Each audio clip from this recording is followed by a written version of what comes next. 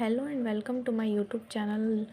Friends, आप लोगों को मैं आज क्लास 10th का हिंदी का चैप्टर 1 पढ़ाने वाली हूँ। रैदास के पद, ये वाला। आई विल सजेस्ट यू कि आप जो भी कविता या फिर कहानी है उसका कवि परिचय ज़रूर पढ़ें, भले ये आपको कॉम्प्लिकेटेड लगता हो, क्योंकि इसमें कुछ समझ नहीं आएगा, मुझे भी नहीं आता है समझ में।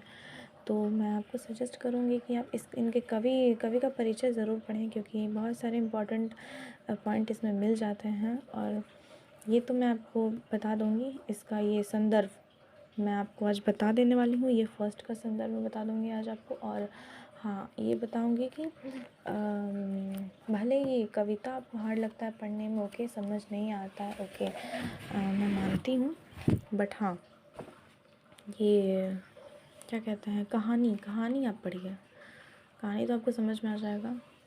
तो स्टार्ट करते हैं। कवि परिचय, रैदास के पद। ओके, ये भक्ति काल के प्रमुख कवि हैं। मतलब ये जो सबसे पहले कवि थे जिन्होंने भक्ति के बारे में लिखना स्टार्ट किया, और इनके गुरु का नाम स्वामी रामानंद था। इनके गुरु जिनके पास ये पढ़ते थे उनका नाम रामानंद था। इनके गुरु भाई संत कबीर थे। गुरु भाई का मतलब एक ही गुरु के पास साथ में जो पढ़ते थे उन्हीं गुरु भाई कहते हैं। उनके संत कबीर थे। इनका जन्म 1388 ईस्वी में काशी में हुआ था। इनके पिता का नाम रघु और माता का नाम गुरुविनिया था। इनका पैतृक व्यापार जूते का था, और पैतृक मतलब खानदानी व्यापार जूते बनाने का था, ठीक है। इनके शिष्य मीराबाई थी, इनकी स्टूडेंट थी मीराबाई। इनकी प्रमुख भाषा ब्रज भाषा थी। ये अपनी रचनाओं के माध्यम से समाज में फैले अंधविश्वासों को दूर करते हैं, मतलब किया था इन्होंने, ठीक है। ये ज्ञान को सर्वश्रेष्ठ बताते थे। ये ज्ञान को अपने मतलब भगवान से भी सर्वश्रेष्ठ मानते थे कि ज्ञान पहले है। इन्हीं प्रेम मार्गों और ज्ञान मार्गों के मध्य सेतु माना गया है। अब हम लोग उसका व्याख्या देख लेते हैं। इसका ये फर्स्ट का संदर्भ। प्रभु जी तुम दीपक तुम चंदन हम पानी, जाकी अंगंगबास समानी। प्रभु जी तुम गनबन हम मोरा, जैसे चितवन चंद चकोरा। इसका शब्दार्थ, चंदन मतलब सुगंध। सुगंध नहीं भी लिखोगे तो मतलब ये तो शब्दार्थ मैंने आपको समझाने के लिए लिखा है। चंदन मतलब आप जो पूजा में चंदन यूज़ करते हो वो चंदन, ओके। जाकी मतलब जिसकी, अंग मतलब प्रत्येक, बास मतलब सुगंध, और समानी मतलब समाया हुआ, घन मतलब काले बादल, वन मतलब जंगल, चितवन मतलब देखता रहता है, चंद मतलब चंद्रमा, चकोरा मतलब चंद्रमा को प्रेम करने वाला पंछी, ठीक है। ये चकोरा जो एक पंछी है जो चंद्रमा को एकटक देखते रहता है और बहुत प्रेम करता है चंद्रमा से, ठीक है। इसका हम लोग सप्रसंग व्याख्या करते हैं। क्लास 10 में जो क्वेश्चन आता है ऐसे आता है, सप्रसंग व्याख्या करें, ठीक है। तो व्याख्या कर लेते हैं हम लोग। संदर्भ। संदर्भ में क्या लिखना है आपको, कोई भी संदर्भ आ जाए उसमें बस यही लिखना है, बुक का नाम, राइटर का नाम और पाठ का नाम, मतलब चैप्टर का नाम, ठीक है। तो प्रस्तुत पद, प्रस्तुत मतलब ऊपर दिया गया जो ये है लाइन, वो हमारी पाठ्य पुस्तक साहित्य संचयन के रैदास के पद नामक पाठ से लिया गया है, जिसके रचनाकार रैदास जी हैं। कोई भी संदर्भ आ जाए आपको यही लिखना है, ठीक है। प्रसंग, ठीक है। प्रसंग हम लोग बाद में देखते हैं, पहले व्याख्या देख लेते हैं, उसके बाद मैं आपको प्रसंग के बारे में डिस्कस करती हूँ, ठीक है। व्याख्या। प्रस्तुत पद में रैदास कहते हैं कि हे प्रभु, आप में और मुझ में चंदन और पानी सा संबंध है। जिस प्रकार चंदन के संपर्क में आने से साधारण सा पानी भी सुगंधित हो जाता है, उसी प्रकार आपके संपर्क में आने से भी मेरे तन मन में आपके गुण और सुगंध समा जाते हैं। क्या कहते हैं कवि कि प्रभु जी तुम चंदन हम पानी, जाकी अंग अंग बास समानी। मतलब प्रभु जी आप चंदन है और मैं पानी हूँ जिसके अंग अंग में खुशबू समाया हुआ है। वही यहाँ पे कह रहा है कि प्रभु जी आप में और मुझ में चंदन और पानी सा संबंध है। जिस प्रकार साधारण पानी भी सुगंधित हो जाता है चंदन के संपर्क में आने से, उसी प्रकार मैं भी आपके संपर्क में आने से मेरे तन मन में आपकी सुगंध, आपके गुण समा जाते हैं। फिर कहते हैं रैदास, ही प्रभु, जिस प्रकार काले बादल को देखकर मोर नाचने लगता है, उसी प्रकार आपके दर्शन पाकर मेरा हृदय भी नाचने लगता है। यहाँ पे है ये वाला, प्रभु जी तुम घन बन हम मोरा। मतलब जो आप सबको पता होगा कि काले बादल को देखकर मोर नाचता है, तो उसी प्रकार यहाँ कहा गया है कि जिस प्रकार काले बादल को देखकर मोर नाचने लगता है, उसी प्रकार आपके दर्शन पाकर मेरा हृदय भी नाचने लगता है। अंत में अंत में मतलब यहाँ जैसे चितवन चंद्र चकोरा। अंत में कवि कहते हैं, हे प्रभु, जिस प्रकार चकोर पंछी चंद्रमा के प्रेम में आकाश की ओर चंद्रमा को देखते रहता है, उसी प्रकार मैं आपका प्रेम पाने के लिए आपकी तरफ देखता रहता हूँ। इसमें क्या याद करने लायक तो कुछ है नहीं, बस हाँ ये आपको समझ के लेना है और you can write in your own language. Okay, प्रसंग देख लेते हैं हम लोग। ओके, प्रसंग मतलब क्या है, जो इतना बड़ा हम लोग व्याख्या पढ़े हैं उसको शॉर्ट में समझाना। इसमें हम लोग क्या पढ़े हैं कि रैदास जी बताते हैं अपने और भगवान के बीच का संबंध। तो यहाँ पे वही प्रस्तुत पद में ईश्वर और भक्त के मध्य संबंध के विषय में बताया गया है। You can write this, and ये जो इतना बड़ा व्याख्या है you can write in your own language, short करके भी आप लिख सकते हो। हम लोग दूसरा ये पढ़ लेते हैं। प्रभु जी तुम दीपक हम बाती, जाकी ज्योति बड़े दिन राती। प्रभु जी तुम मोती हम धागा, जैसे सोने मेरा सुहागा। प्रभु जी तुम स्वामी हम दासा, ऐसी भक्ति करे रैदासा। बरे का मतलब जलना, सोने मतलब सोना, सुहागा मतलब एक प्रकार का केमिकल है जो सोने को साफ़ करता है। सोना गंदा हो जाता है तो वो साफ़ करता है।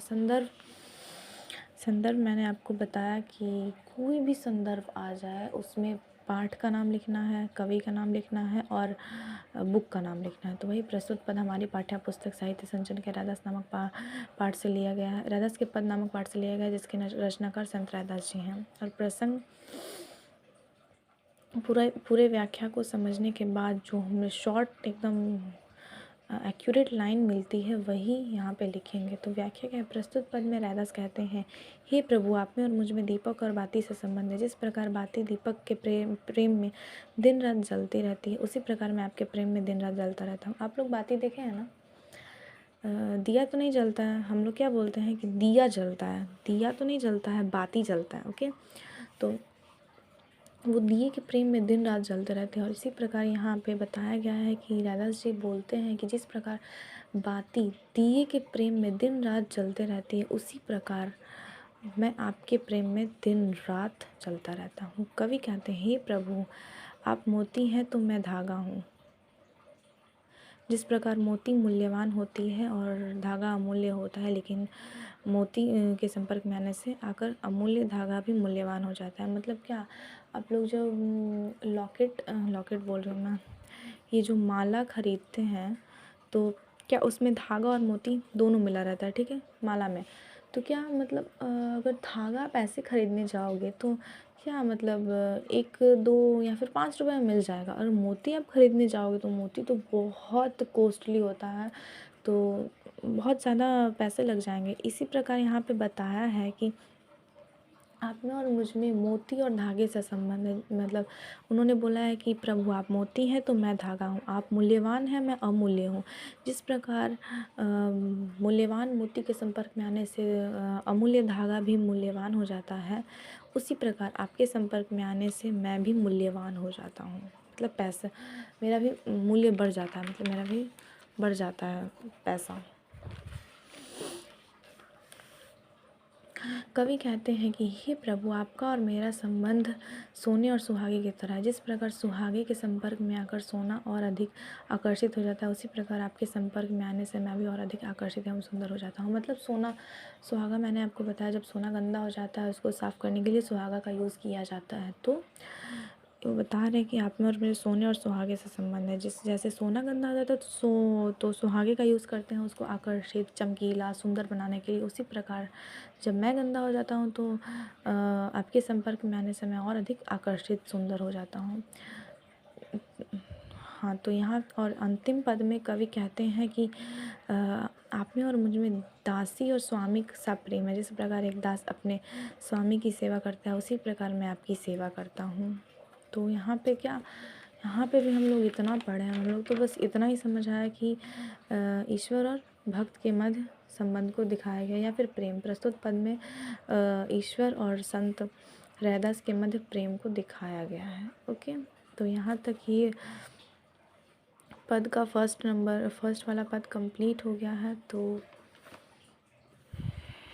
और ये वीडियो में आपको समझ में आया है तो हमेशा की तरह मैं यही बोलूँगी कि आप अपने एक फ्रेंड को ज़रूर शेयर करें ये वीडियो, क्योंकि इस वीडियो से भले ही मैं आपको ये नहीं बोलती हूँ आप लाइक करो, सब्सक्राइब करो, मैं नहीं बोलती हूँ, क्योंकि आप अपने फ्रेंड्स को शेयर करोगे तो वो भी इस वीडियो से समझ सकता है, उसको भी स्टडी मतलब जो वो पढ़ता है उसके पढ़ने में आसानी हो सकती है, वो उसका भी जो मतलब समझने का वे है कुछ बढ़ सकता है, इस वीडियो से वो भी कुछ समझ सकता है। इसीलिए मैं आपको बोलती हूँ कि आप एक फ्रेंड को अपने ज़रूर शेयर करो ये वीडियो। एंड हाँ, आप अगर इस वीडियो में आपको कुछ गलत लगे या फिर आपको समझ नहीं आया हो, आप समझना चाहते हो, तो आप हमें कमेंट में बता सकते हो। मैं उस टॉपिक पे भी वीडियो बनाने का पूरा प्रयास करूँगी। तब तक के लिए टेक केयर, बाय बाय और thank you for watching this video. मिलते हैं अगले वीडियो में।